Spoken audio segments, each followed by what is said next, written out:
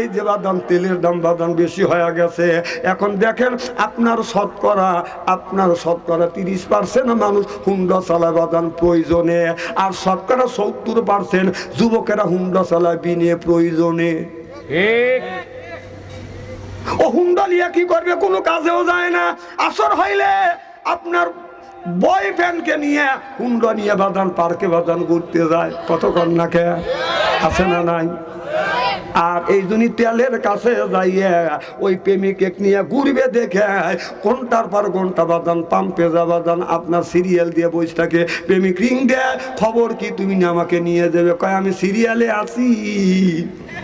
সিরিয়ালে ও আছে, ও আছে। পাম্পে তেল পাওয়া যায় না। সরকার বলেছে তেল মজবুত আছে, কিন্তু বিনে প্রয়োজনে খরচ করা যাবে না। তাহলে যারা শতকরা 70% মানুষ বিনে প্রয়োজনে আপনার প্রয়োজনে তারা কাজ করতেছে, আর শতকরা 70% যুবকেরা বিনে প্রয়োজনে এই তেল নিয়ে বাদান আপনার অপচয় ব্যয় করতেছে। আমি সরকারকে বলবো ওইগুলো আপনাকে সাইজ করেন। কথা কম সাইজ আমার করে ভালো হচ্ছে। আমরা তেলে লেগে গেলে আমরা তেল পাই না, ওরা তেল পায়। আমরা তো তেলের দাম বেশি দেবো না। না না, কথা কি খারাপ বলতেছি রেখে? না না, তেলের দাম শোনেন, এই প্রয়োজনে কয়জন হুন্ডা চালায়? কয়জন হুন্ডা চালায় বিনে প্রয়োজনে? এই সমস্ত যুবকেরা বয়ফ্রেন্ড গার্লফ্রেন্ডকে নিয়ে ওদের খুশি করবার জন্য ওরা তেল ভরে ভরে আপনার হুন্ডা চালায়। জনগণ ঠিক কিনা? এই দিন সরকারকে বলবো এই দিকে আপনি নজর দেন। আপনি আমাদের তেল কম দিয়েন না। আর একদিনকে মাহফিলে যাবো, যাইতে পারি না তেলের জন্য, পরের গাড়ি ভাড়া করে নিয়ে গেছি। আমাদের প্রয়োজন, ওদের প্রয়োজন না। আপনি দেখেন না? বড় বড় চোখ করছি, কথা কি খারাপ বলতেছি? স্ত্রী পরে হবে। আমার ভাইরা, আমার মুসলমান ভাইরা, আল্লাহর হাবিবের প্রিয়মাতেরা ভালো করে লক্ষ্য করে শুনুন, আমলে নিয়েতে বাদান শুনতে হবে। আজকে আমি পাম্পের কাছে বাদান বসে আছি, খালি ঘুরে দেখার আপনার সেকেন্ডে বাদান 2-3 করে মোটরসাইকেল খালি পাম্পের মধ্যে বুড় করে ঢোকে।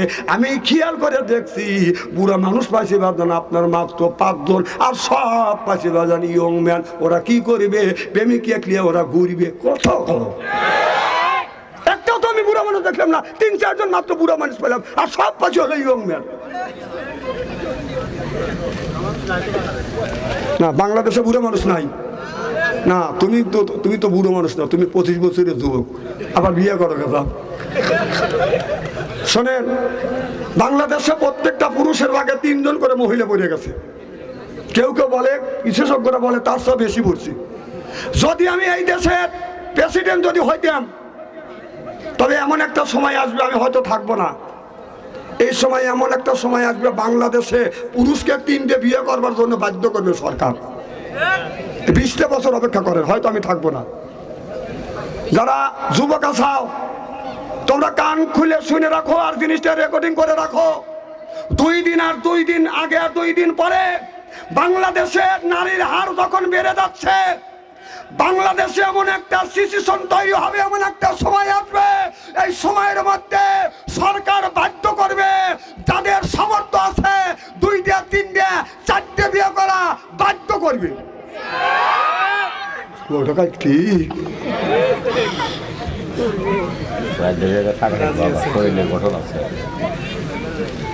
চারটে তো করবে বাবা। তোমার তো বিয়ের আগেই তো হারবাল দোকান খালি খুঁজলো, চিনি না আমি। আমাদের ওখানে হারবাল দোকানও আছে।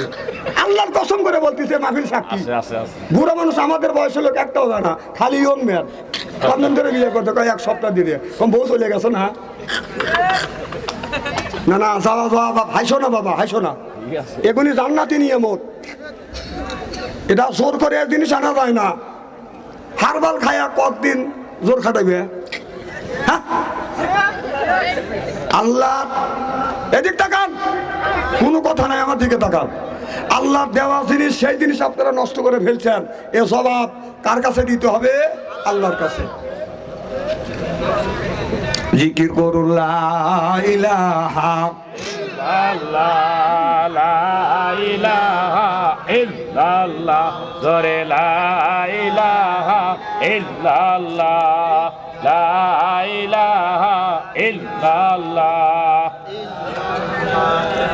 আমার ভাইয়ের, আমার এ মুসলমান ভাইয়ের, আল্লাহর হাবিবের উম্মতেরা ভালো করে লক্ষ্য করে শুনুন।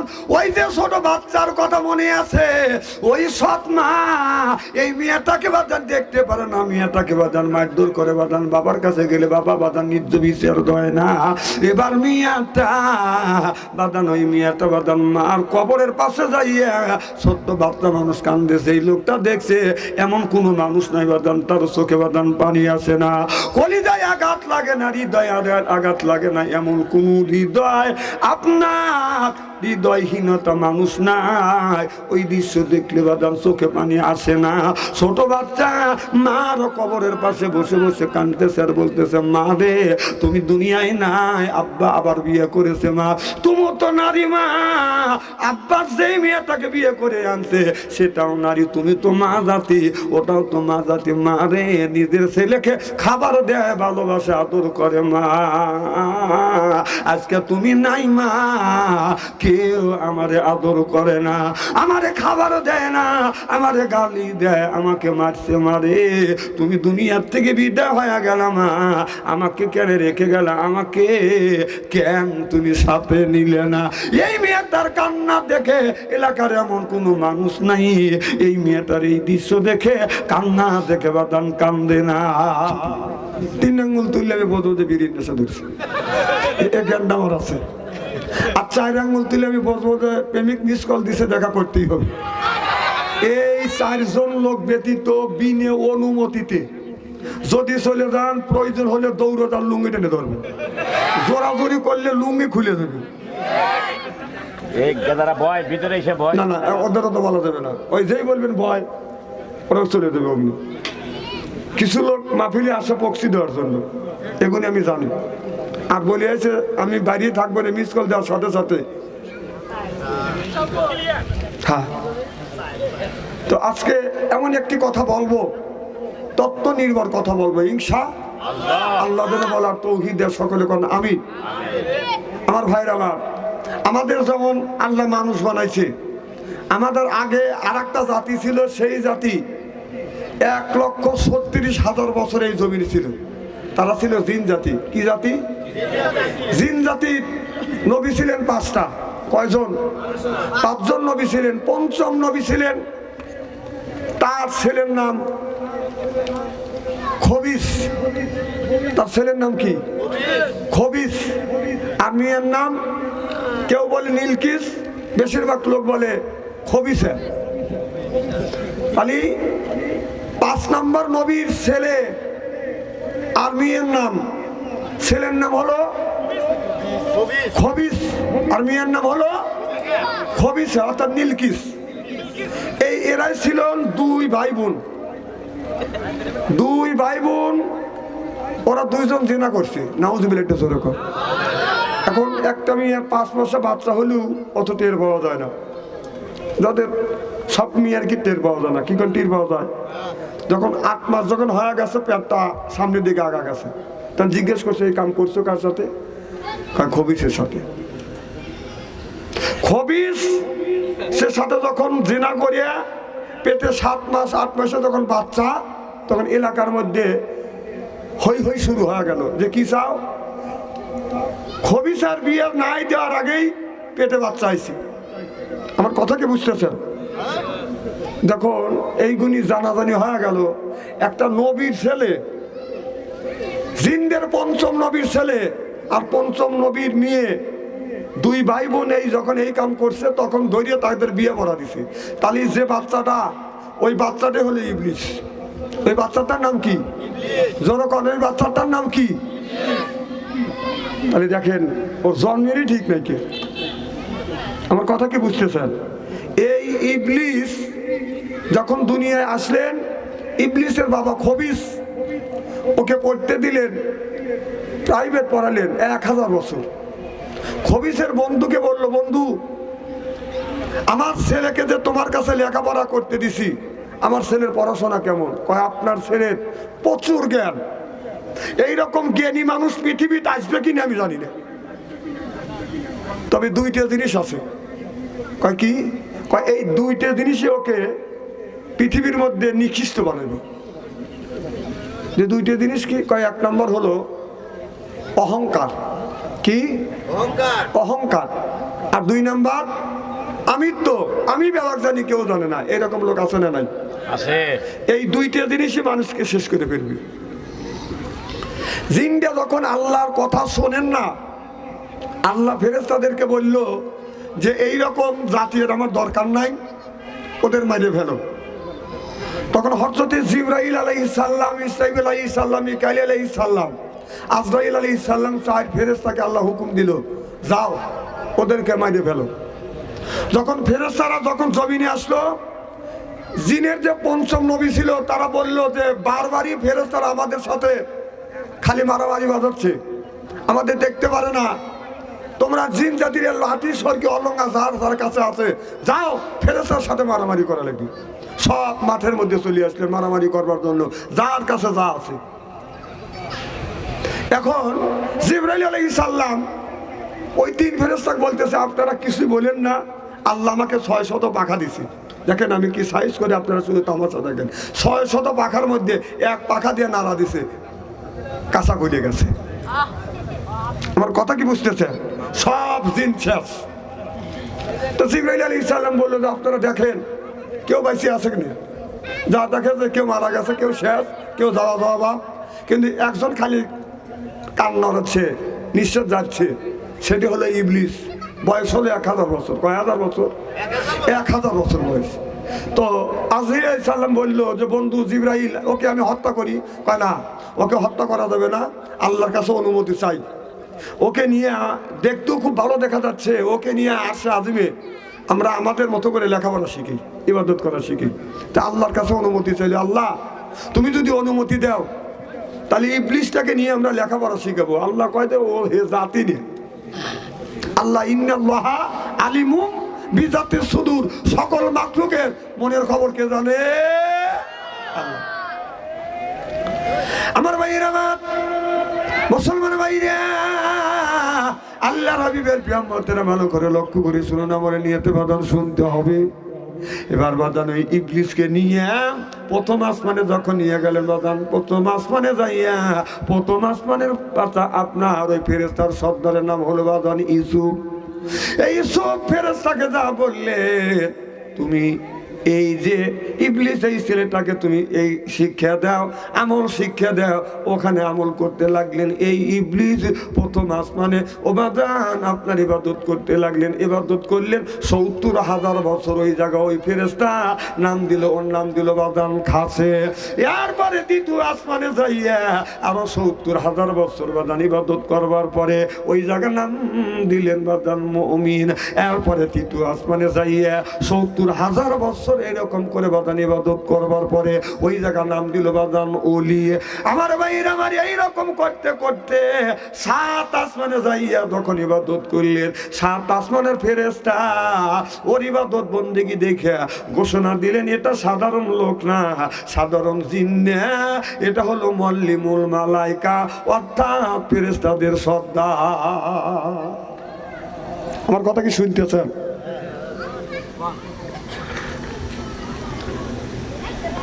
আমার ভাইরা, আমার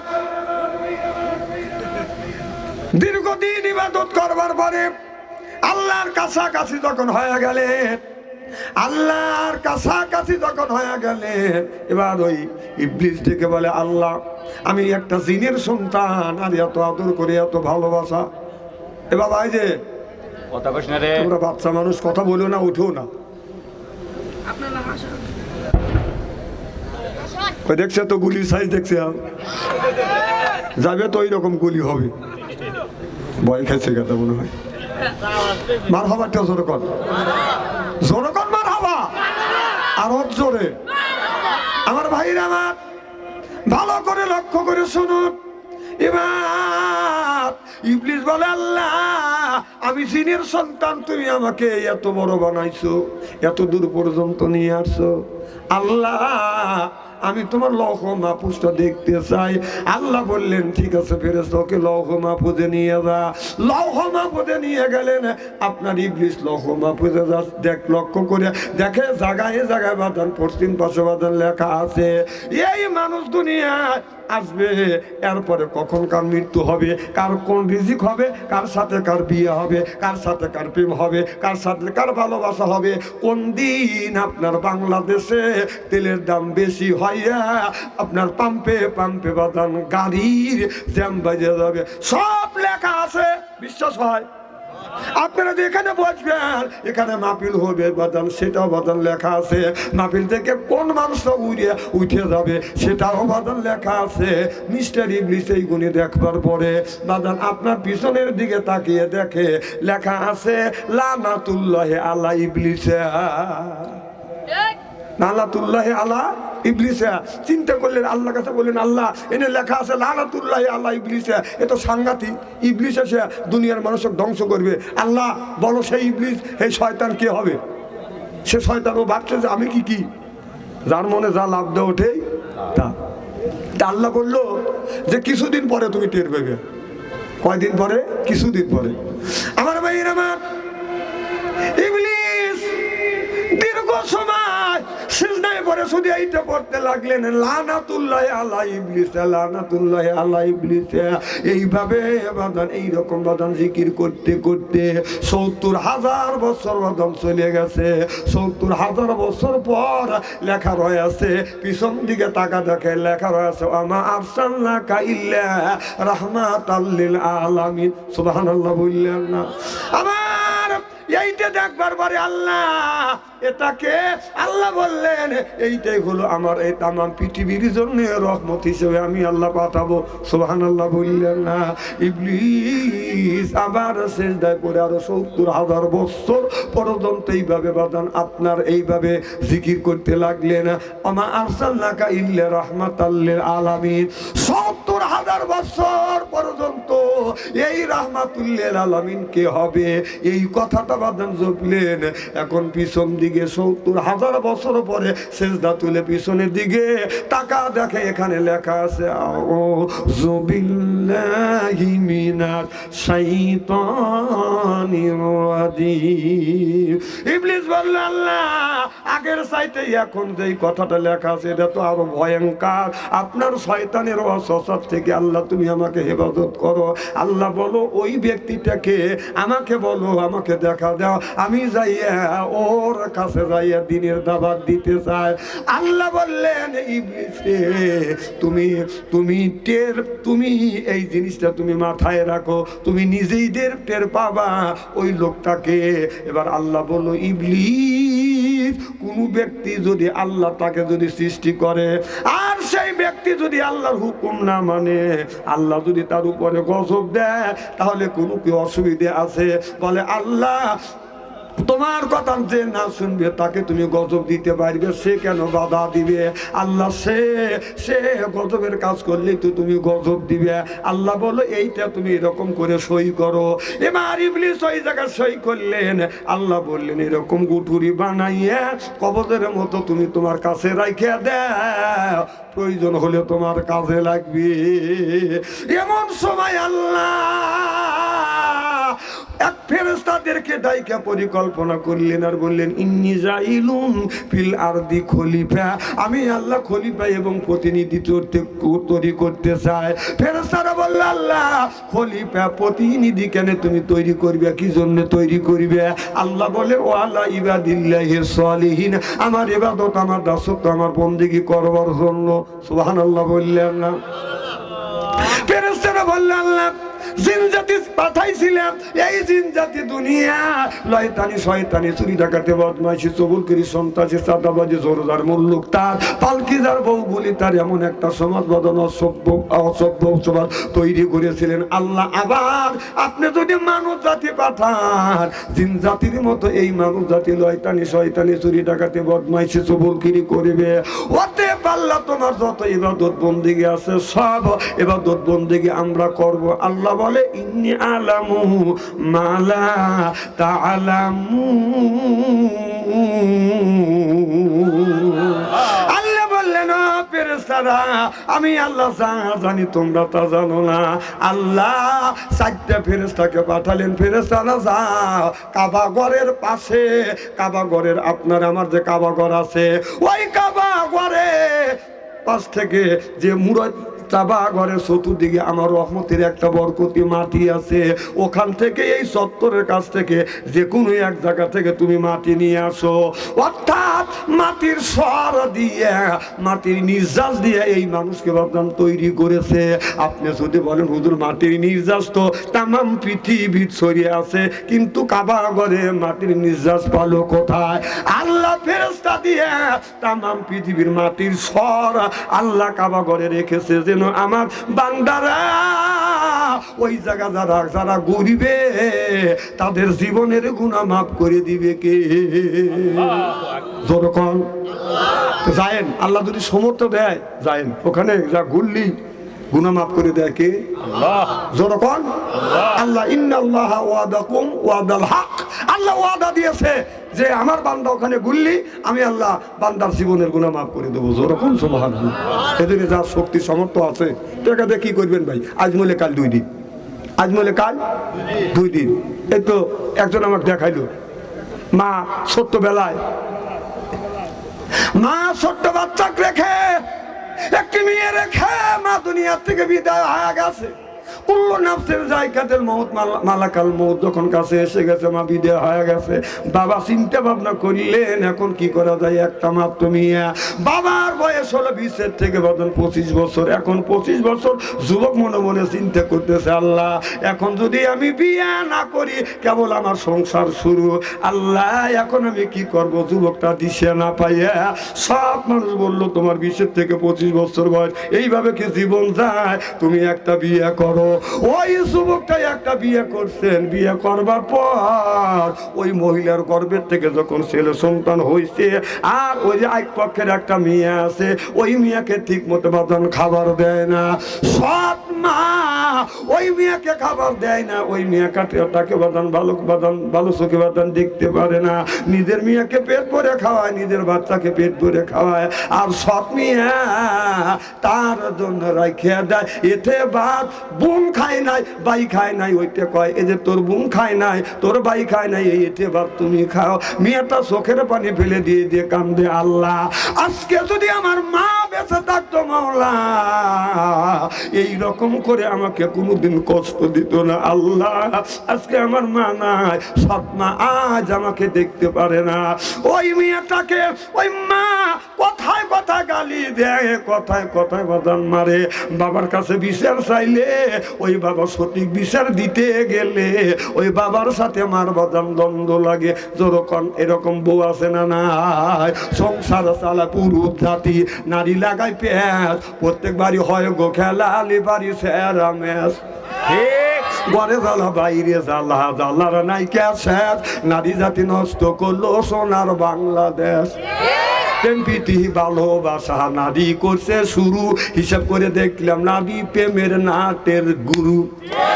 প্রেমপ্রীতি ভালোবাসা ঢুকছে ঘরে ঘরে, প্রেমের জন্য অনেক যুবক বিষ খাইয়া মরে। প্রেমপ্রীতি ভালোবাসা বাদান আজ যদি প্রেমপ্রীতি ভালোবাসা বাদান যদি জায়েজ আছে, কিন্তু প্রেমপ্রীতি ভালোবাসা জায়েজ আছে সেটা বাদান বিয়ের আগে না, বিয়ের পরে প্রেম করা জায়েজ। 1 কোটি বার জায়েজ, 200 কোটি বার জায়েজ। কেউ যদি কয় 200 কোটি বার জায়েজ, আমি বলবো 2000 কোটি বার জায়েজ। কারণ বিয়ের আগে না বিয়ের পরে। কথা কর না কে?